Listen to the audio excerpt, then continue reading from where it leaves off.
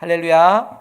한 주를 시작하는 첫날 주의 전으로 예배 자리로 모인 여러분들을 환영하고 축복합니다. 우리 옆에 있는 분들하고 서로 인사합니다. 예수님 부활하셨습니다. 네. 자, 우리 앞뒤에 있는 분들하고 인사합니다. 사랑합니다. 축복합니다.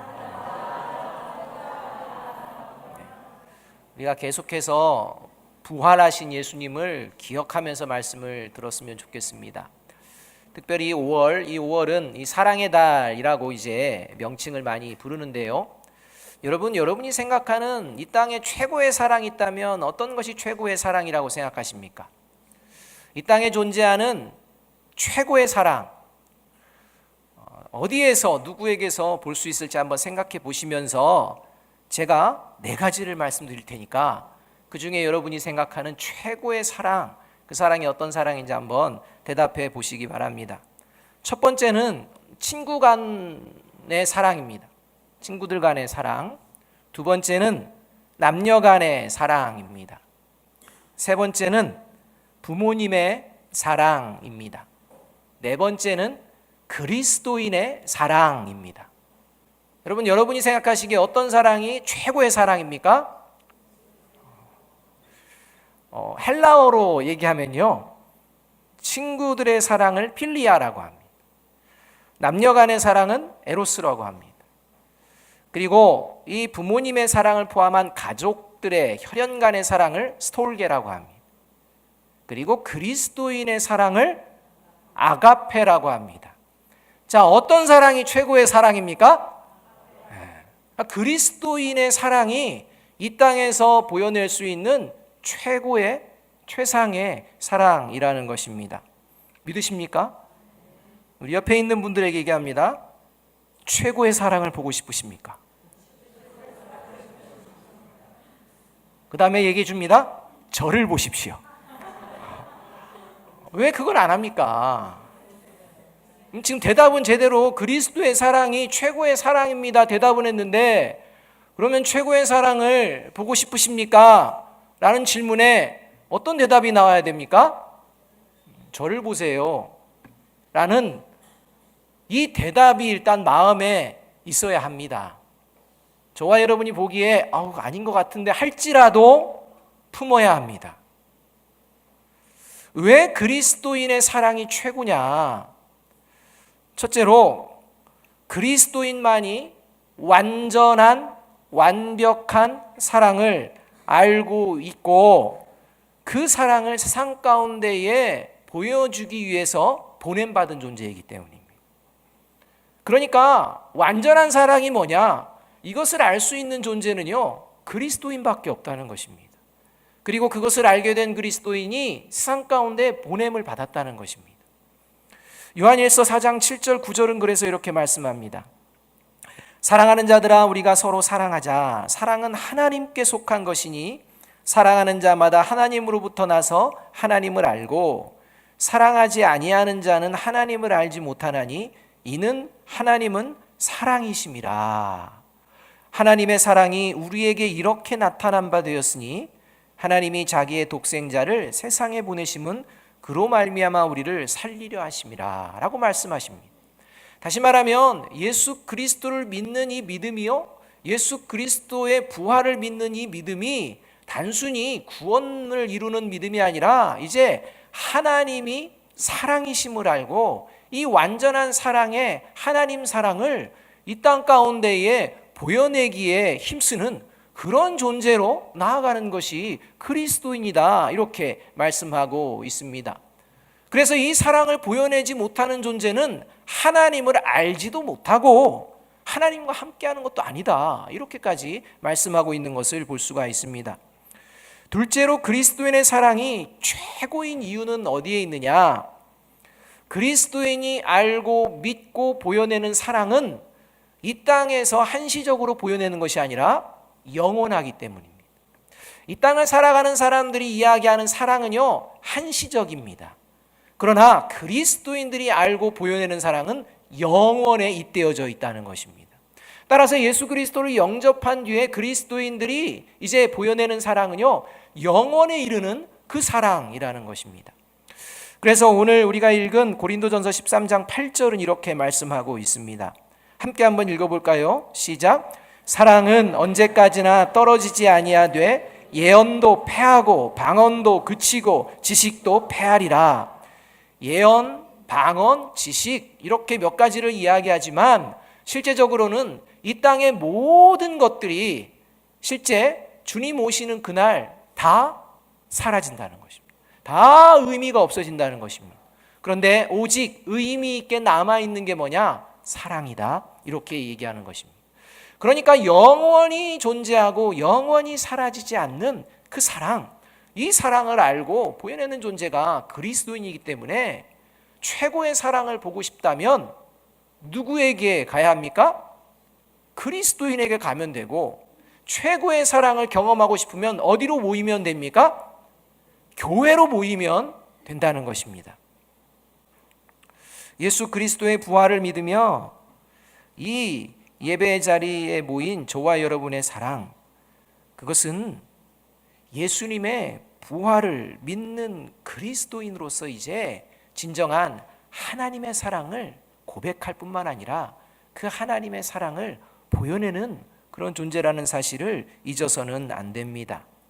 따라서 부활하신 예수 그리스도를 제가 믿습니다 라고 하는 이 믿음 가지고 이 예배의 자리에 오셨는데요, 이 예배의 자리에서 지금 저와 여러분이 가지고 또 보여내고 있는 사랑이 그리스도인의 사랑인지 돌아보는 것은 매우 중요합니다.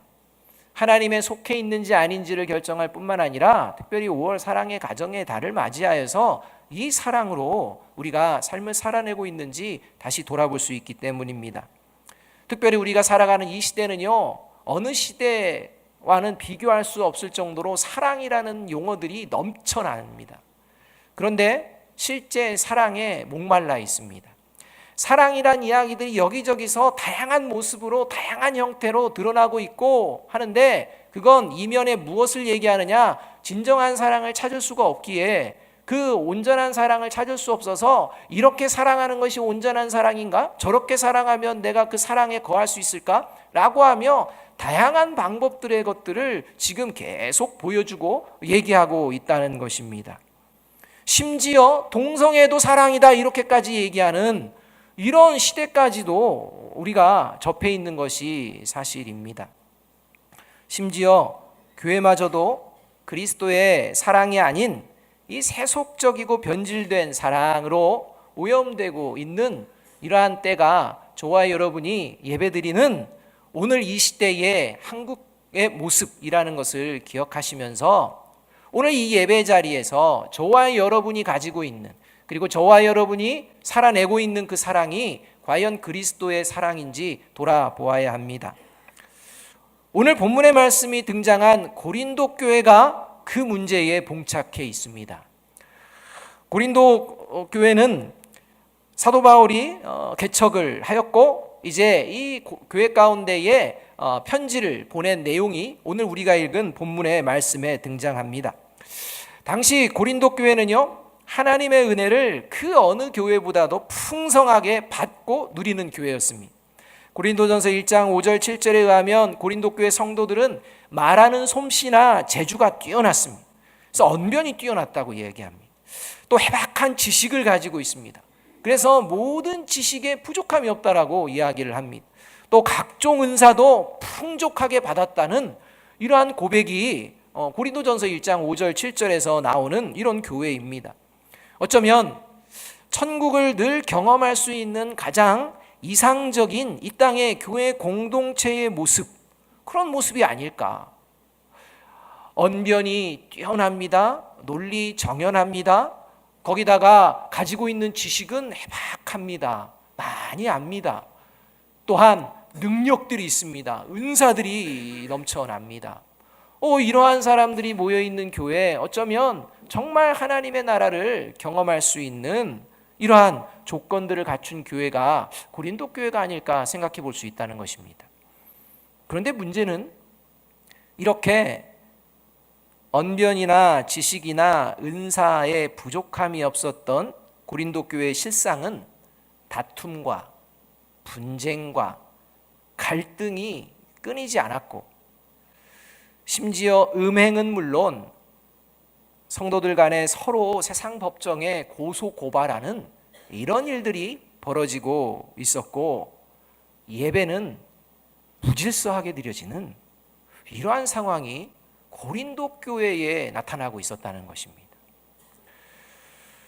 교회와 전혀 어울리지 않는, 세상에서나 볼 법한, 아니 세상에서도 보지 못하는 일들이 그냥 버젓이 일어나고 행하여지고 있는, 이게 언변과 지식이, 은사가 부족함 없이 풍족했던 고린도 교회의 실상이었다는 것입니다. 사도 바울은 그 이유를 그리스도인이 보여내야 할 사랑의 상실 때문이라고 선언하고 있습니다. 그 상실을 오늘 고린도전서 13장 1절 3절은 이렇게 말씀을 합니다. 고린도전서 13장 1절 3절은 이렇게 말씀합니다. 내가 사람의 방언과 천사의 말을 할지라도 사랑이 없으면 소리나는 구리와 울리는 꽹과리가 되고, 내가 예언하는 능력이 있어 모든 비밀과 모든 지식을 알고 또 산을 옮길 만한 모든 믿음이 있을지라도 사랑이 없으면 내가 아무것도 아니요. 내가 내게 있는 모든 것으로 구제하고 또 내 몸을 불사르게 내줄지라도 사랑이 없으면 내게 아무 유익이 없느니라. 이러면서 사랑장을 시작하고 있다는 것입니다. 고린도 교회 성도들이 상실한 게 뭐냐? 사랑이라는 겁니다. 사랑이 없으면 아무것도 아니라고 지금 사도 바울이 선언하고 있습니다. 여러분, 고린도 교회 성도들이 상실한 사랑, 그게 무엇일까요? 도대체 고린도 교회 성도들이 전혀 사랑이 없다는 겁니까? 아닙니다. 서로 사랑한다고 이야기했고 서로 사랑으로 모였다고 생각할 것입니다. 그러나 사도 바울은 명확하게 이야기합니다. 사랑을 상실한 상태다, 이렇게 얘기를 하고 있다는 것입니다. 도대체 뭘 상실했다는 것일까요? 그게 바로 예수님의 마음을 상실했다는 것입니다. 예수님이 그 마음의 중심에 있지 않다는 겁니다. 그래서 이 고린도전서 13장 1절 3절의 말씀에 사랑이라는 부분을 예수님이라고 하면 딱 맞습니다. 1절은 이렇게 읽으면 됩니다. 내가 사람의 방언과 천사의 말을 할지라도 예수님이 없으면 소리나는 구리와 울리는 꽹과리가 되고.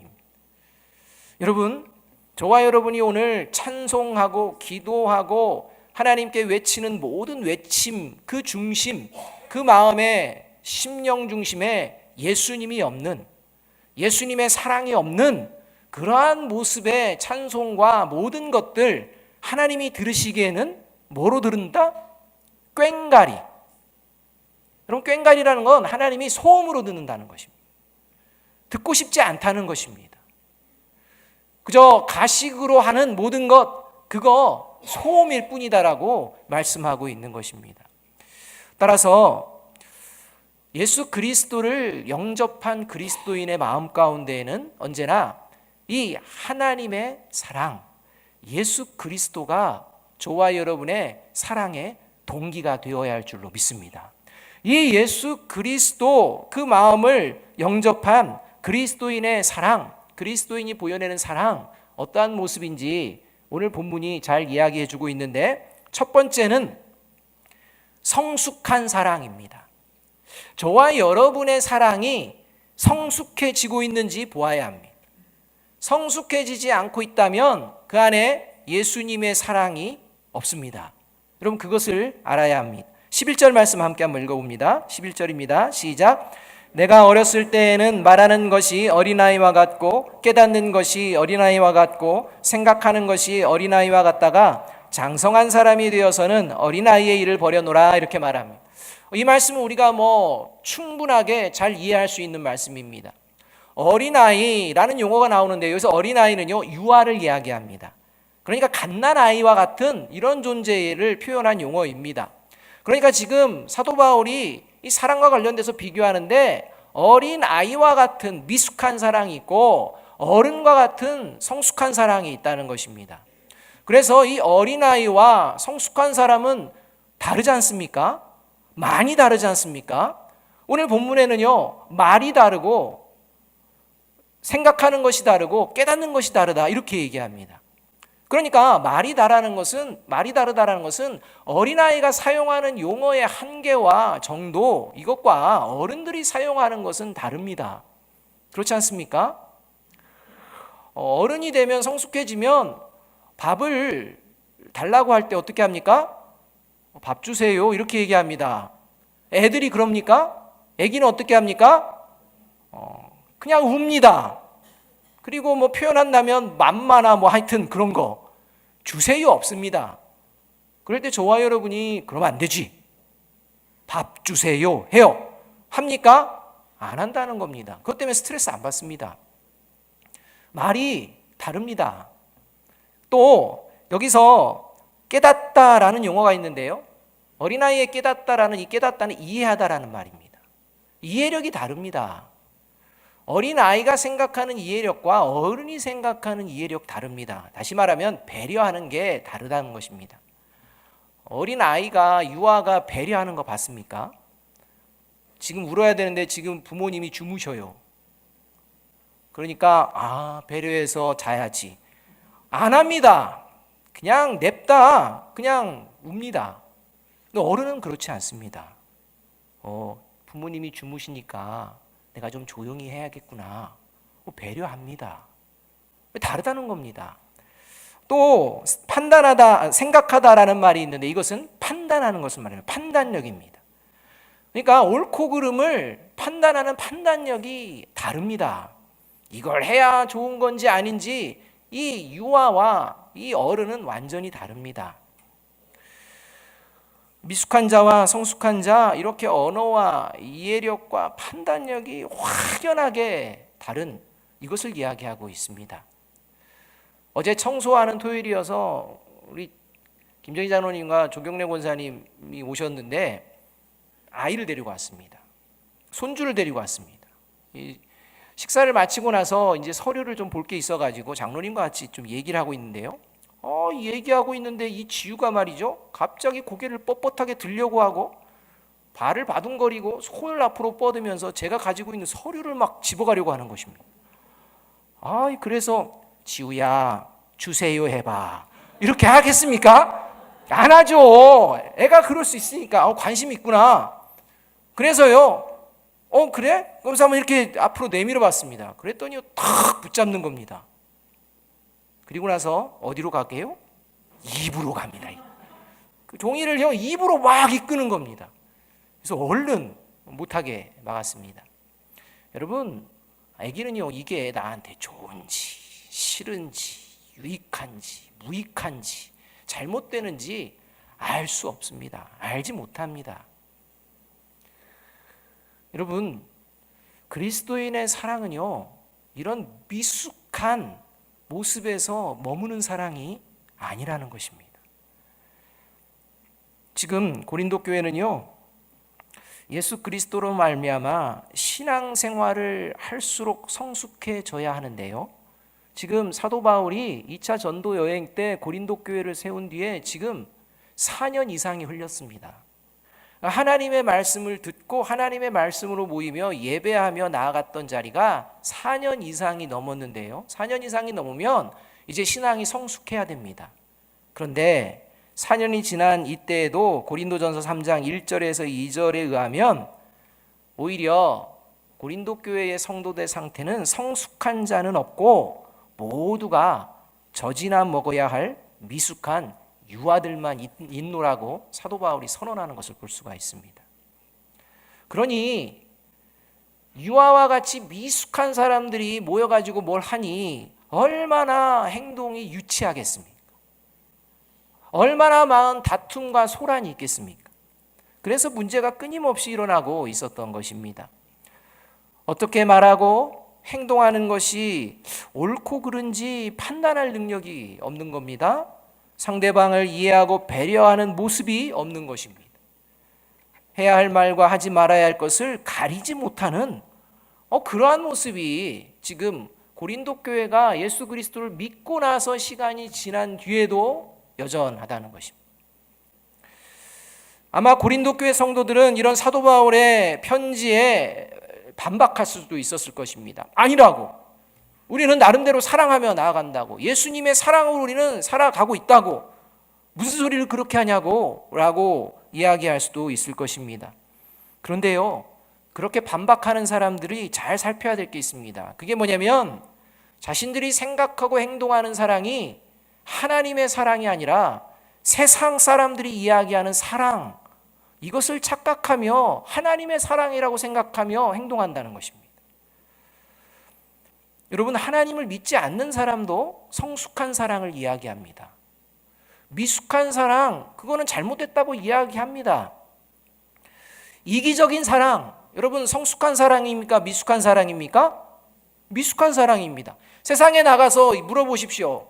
당신은 이기적인 사랑이 미숙한 사랑이라고 생각합니까? 성숙한 사랑이라고 생각합니까? 하면요, 미숙한 사랑입니다 라고 답변합니다. 세상도요, 성숙한 사랑의 사람들이 다 되고 싶어 합니다. 그런데 문제가 있습니다. 세상은 자신을 희생하는 이타적인 사랑, 이것도 그냥 이상적인 것일 뿐 지극히 현실적이 못하다고 생각합니다. 그래서 이타적이고 이런 사랑은 특별한 누군가만 하는 것이고 일반적인 사람들은 그런 사랑이 아니다, 이렇게 생각합니다. 그래서 일반적인 사람들이 성숙하게 누리는 진정한 사랑은 어떤 사랑이냐? 서로 평등하게 주고받는 이런 사랑이 성숙한 사랑이다라고 얘기합니다. 사랑을 받았다면 사랑을 줄 줄 알고, 사랑을 주었다면 사랑을 받아야 하고 라는 생각으로 사랑의 삶을 살아간다는 것입니다. 그래서 사랑을 줬는데 못 받았다, 그러면 이제 끝장인 겁니다. 끝장. 사랑을 받았는데 사랑을 안 줍니다. 그러면 안 주는 그 사람 외톨이가 됩니다. 대표적인 게 5월과 10월에 자주 있는 결혼식 이런 거 아니겠습니까? 내가 생각해서 참여하고 이렇게 부조했는데 나 할 때는 안 했어? 그러면 그 다음부터는 연락처에서 지우지 않습니다. 괘씸죄에 걸리고.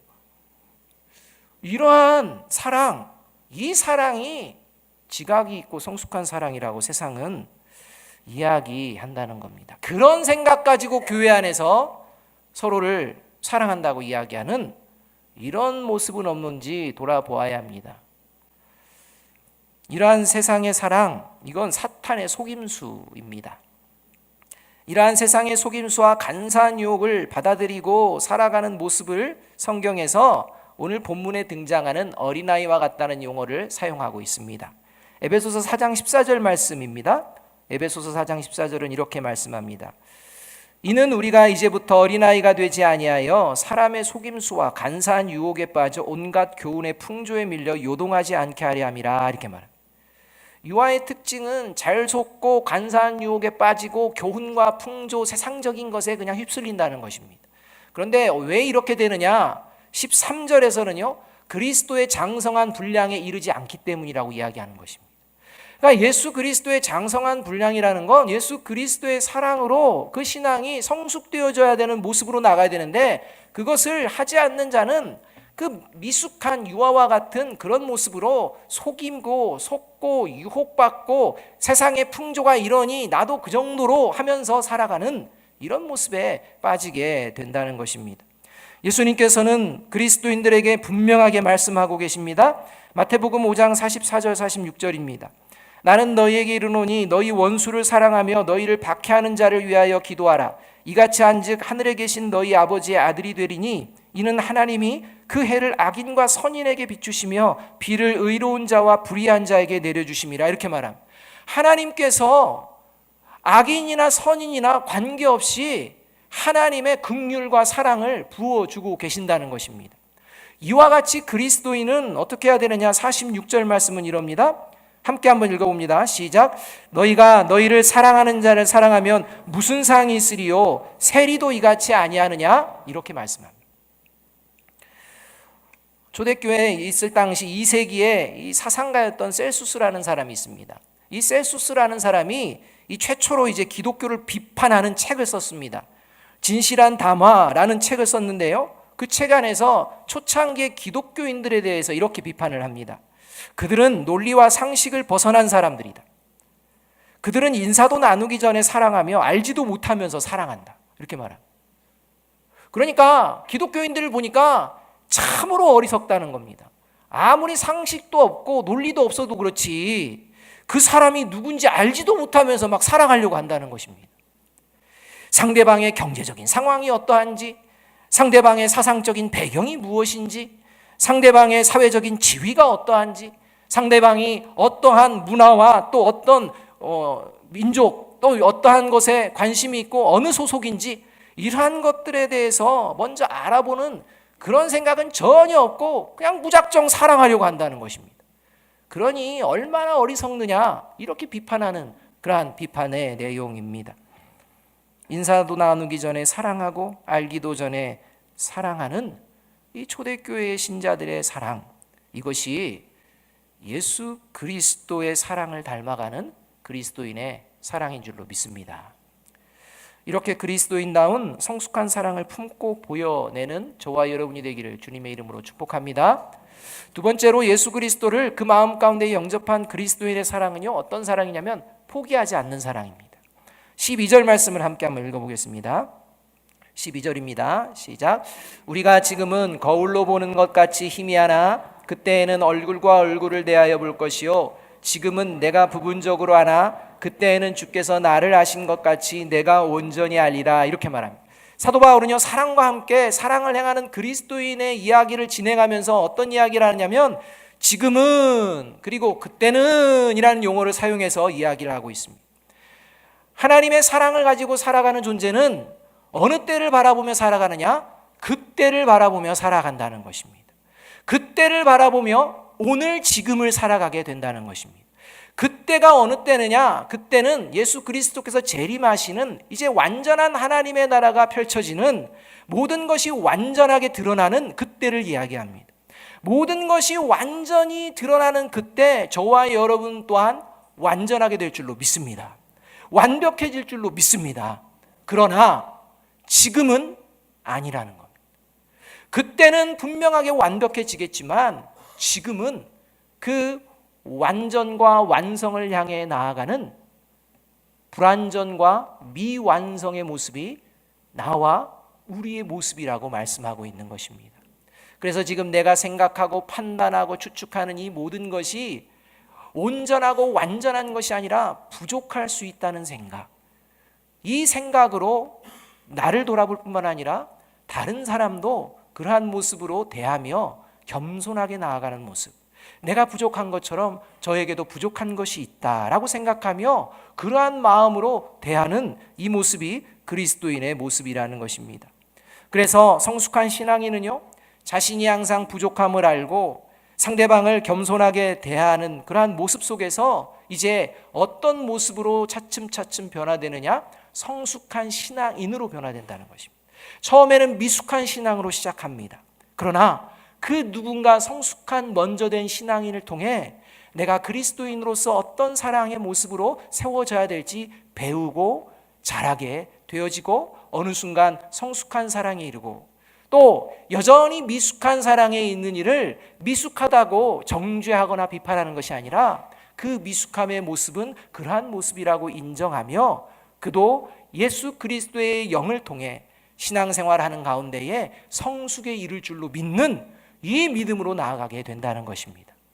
그래서 미숙한 사랑을 가진 이러한 사람들에게 상처받았을 때 그 상처 때문에 괴로워하지 않는다는 것입니다.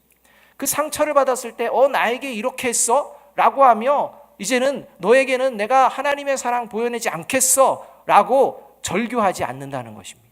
미숙하기 때문에. 성숙하면 그 미숙함을 받을 수 있는 그 마음과 영혼이 되어진다는 것입니다.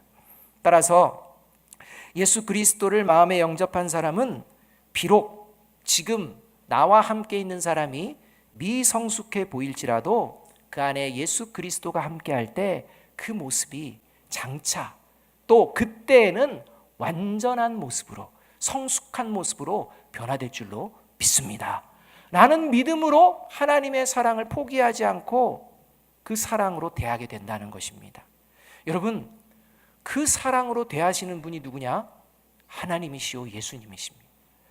그래서 예수님께서는요, 우리가 지금 완전해서 우리를 사랑하는 게 아니라 우리는 여전히 미숙하고 불완전하지만 주님 오시는 그날 주님께서 완전하게 하실 것을 주님은 아시기 때문에 오늘도 저와 여러분을 붙드시고 주님의 사랑으로 품어주시는 줄로 믿습니다.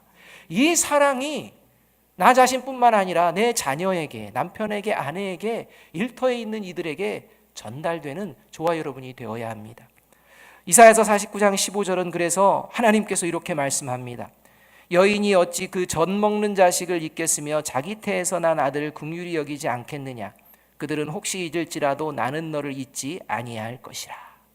여러분, 사도 바울이요, 온통 유치한 행동을 하고 있는 고린도 교회를 보면서 아이고 그렇게도 안 되겠다, 너희들 포기다 하지 않고 너희들을 다시 저주로 먹이며 다시 성숙한 하나님의 사람이 되어지기를 간절히 바란다 라는 이 마음이 저와 여러분의 마음이 되기를 주님의 이름으로 축복합니다. 그 누구도 포기하지 않는 하나님의 그 사랑을 붙드는 그리고 그 사랑을 보여내는 저와 여러분이 되어야 할 것입니다. 마지막 세 번째로 예수 그리스도를 그 한마음 가운데 영접한 그리스도인의 사랑은요, 변함없는 사랑입니다. 그러니까 성숙한 사랑으로 그리고 포기하지 않는 사랑인데 중간에 변질되지 않는다는 것이요.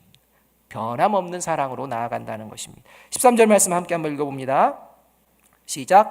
그런즉 믿음, 소망, 사랑 이 세 가지는 항상 있을 것인데 그 중에 제일은 사랑이라.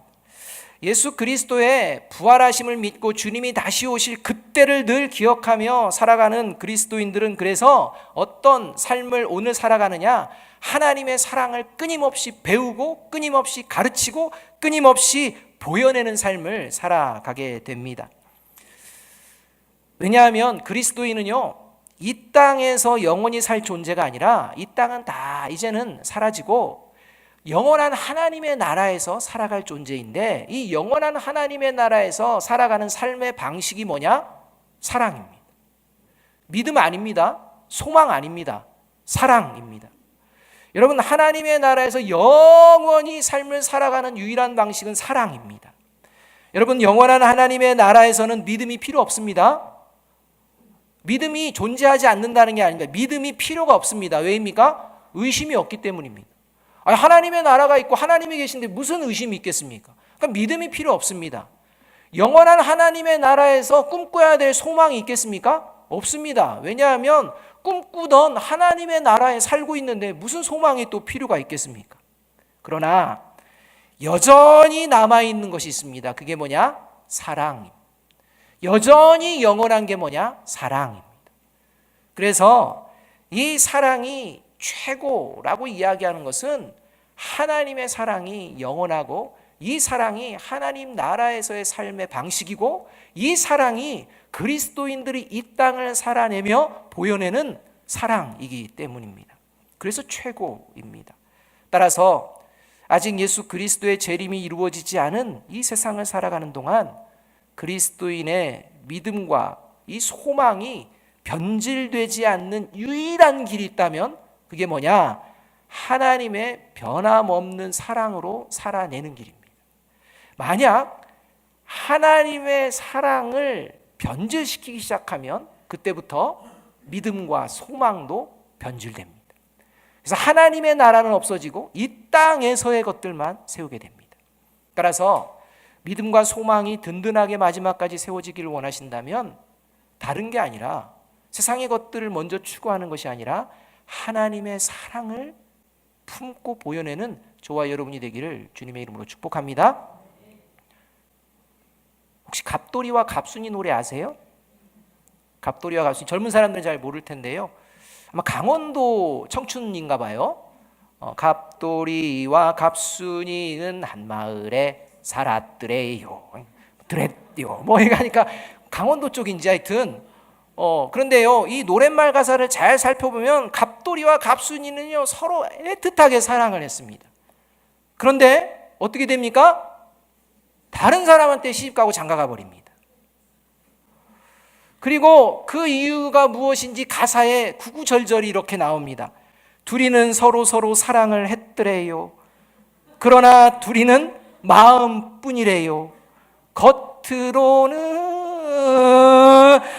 모르는 척 했더래요. 안 그런 척 했더래요. 사랑 어떻게 해야 된다는 것입니까? 표현해야 된다는 겁니다. 사랑하는 여러분, 사랑한다고 표현하는 것 중요합니다. 그런데요, 무분별하고 무질서하고 무책임한 사랑의 표현은 표현하지 말아야 합니다. 그저 욕심과 정욕에 따라서 나오는 사랑 표현해 둔다고 해가지고 청춘 남녀들이 그냥 사랑한다고 하면서 얼마나 문란한 일들이 벌어지고 있는지 목도하고 있지 않습니까? 예수님을 믿고 나는 그리스도인이라고 하면서도 가정을 가지고서도 나는 그 다른 여인을 더, 그 다른 남자를 더 사랑합니다 해서 서로 사랑을 표현하면서 가정을 깨트리는 일들이 흔하게 일어나는, 그리고 마치 그래도 될 것 같은 이런 생각을 가지고 살아가는 시대라는 것입니다. 여러분, 분명 사랑은 표현해야 합니다. 중요합니다. 그러나 더 중요한 것이 있습니다. 그리스도인이라면 내가 고백하는 사랑이 하나님의 사랑, 성숙한 사랑, 포기하지 않고 변치 않는 사랑인지를 먼저 돌아보아야 합니다. 그리고 그 사랑의 고백이 상대방에게 고백될 때 그것이 역사하는 힘이 될 줄로 믿습니다. 그 역사가 영혼을 살리고, 그 역사가 무너진 가정을 살리고, 그 역사가 깨어진 교회도 다시 새롭게 할 줄로 믿습니다. 그리고 모든 일터와 그 자리에도 그 사랑이 새로운 역사로 하나님의 역사가 이루어지게 될 줄로 믿습니다. 페스탈로치라는 분이 있습니다. 일생 교육에 몸을 바친 사람입니다. 스위스의 교육가입니다. 사회의 불평등의 문제를 해소하는 유일한 방법, 사회가 이렇게 어지럽고 힘든 유일한 방법, 이것을 해결할 수 있는 유일한 방법은 오직 교육밖에 없다라고 하며 교육의 모든 것을 걸었던, 교육의 성자라는 별명도 있는 이런 사람이 페스탈로치인데요, 그 페스탈로치가 이런 말을 했습니다. 가정은 최상의 학교이다. 이 학교의 교과 가정은 사랑이다. 여러분, 예수 그리스도의 사랑 먼저 보여내야 될 곳이 어디입니까? 가정입니다. 지금 가정 안에 혹시 포기한 남편 안에 있습니까? 포기한 자녀 있습니까? 여러분, 그건 그리스도의 사랑이 아닙니다. 오늘도 저와 여러분 부족하고 연약하지만 끝까지 품으시는 그 하나님의 십자가 사랑을 바라보고 자녀를 품으십시오. 아내를 품으십시오. 남편을 품으십시오. 그리고 그 사랑을 보여낼 때 이 5월 저와 여러분의 가정은 새로워지고 진정 하나님이 기뻐하시는 가정으로 회복되게 될 줄로 믿습니다. 기도하겠습니다.